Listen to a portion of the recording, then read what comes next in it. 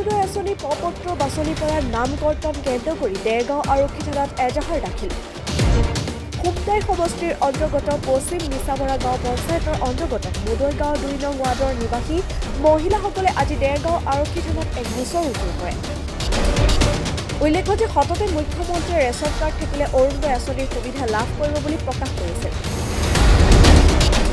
তেনে সময়তে খুমটাই সমষ্টিৰ মুদৈ গাঁৱৰ একাংশ মহিলাৰ নাম কৰ্তন হোৱা কেন্দ্ৰ কৰি দেৰগাঁও আৰক্ষী থানাত এক গোচৰ ৰুজু কৰি ন্যায় প্ৰদানৰ দাবী তুলিছে। ভুক্তভোগী মহিলাসকলে অসমৰ মুখ্যমন্ত্ৰী হিমন্ত বিশ্ব শৰ্মাৰ ন্যায় প্ৰদান কৰিবলৈ দাবী তুলিছে। খুমটাই সমষ্টি ২ নং ৱাৰ্ডৰ পৰা আমি আছোঁ গাঁও মুদৈ গাঁও। এয়া আমি এজাহাৰ এখন লৈ আহিছোঁ। আজি আমি তাৰমানে মুখ্যমন্ত্ৰীয়ে যি অৰুণোদয় আঁচনি কৰিছিলে সেই তাৰ পৰা আমাৰ নামবোৰ কাটিছে। সেইকাৰণে এই নামবোৰ কোনে কাটিছে তাৰ তদন্ত কৰিবলৈ আমি ছাৰৰ ওচৰত এজাহাৰ দাখিল কৰিছোঁ। আৰু বিচাৰলৈকে ইয়াত কৈ আছে যে ৰেচন কাৰ্ড থকাও সকলো মহিলাই পাব, কিন্তু আজি আমাৰ ৰেচন কাৰ্ডৰ পৰা বঞ্চিত কৰা আছে। সেইকাৰণে ছাৰক অনুৰোধ জনাইছোঁ যে আমাৰ হকে কাৰো নহওক এয়া বিচাৰলৈকে। আৰু খুমটাই সমষ্টি আজি আমি মুদৈ গাঁৱৰ বাসিন্দা হয় ছাৰৰ ওচৰত এজাহাৰ দাখিল কৰিছোঁ যাতে কোনে কাটিছে এয়া চাওক তেওঁলোকে কটা হেৰি আছে যাতে বুথ কমিটিৰ ওপৰত আমি তদন্ত কৰিবলৈ দিছোঁ। ইয়াত বুথ কমিটিৰ ফালৰ পৰা কটা হৈছে। আপোনালোকে বিচাৰ কৰিব। আমাৰ ৰেচন কাৰ্ড আছে, ৰেচন কাৰ্ডত থকাৰ পৰা আমাৰ নামবোৰ কাটিছে। সেইকাৰণে আমি তদন্ত কৰিবলৈ আহিছোঁ আৰু ছাৰৰ ওচৰত ন্যায় বিচাৰি আহিছোঁ যে আমাৰ নামবোৰ কোনে কাটিছে। মুখ্যমন্ত্ৰী ছাৰে কৈ আছে যে ৰেচন কাৰ্ড থকাসকলে অৰুণোদয় পাব, অৰুণোদয়ৰ পৰা আমাৰ নামবোৰ কাটিছে। সেইকাৰণে আমি ছাৰৰ আহিছোঁ। এতিয়া তাৰ হকে আমাক বিচাৰ লাগে।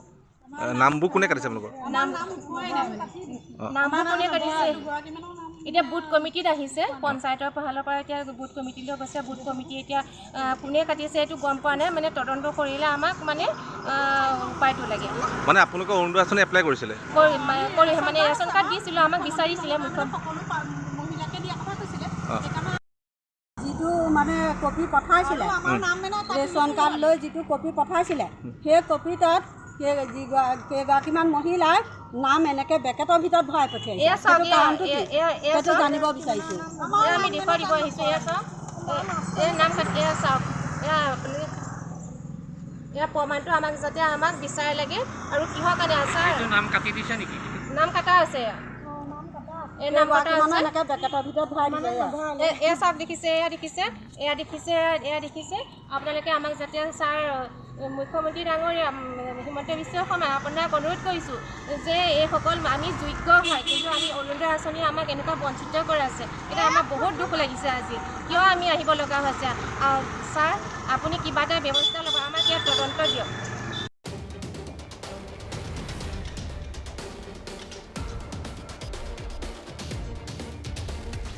দেৰগাঁৱৰ পৰা মাধুৰ্য বৰাৰ প্ৰতিবেদন, মাই নিউজ এনি।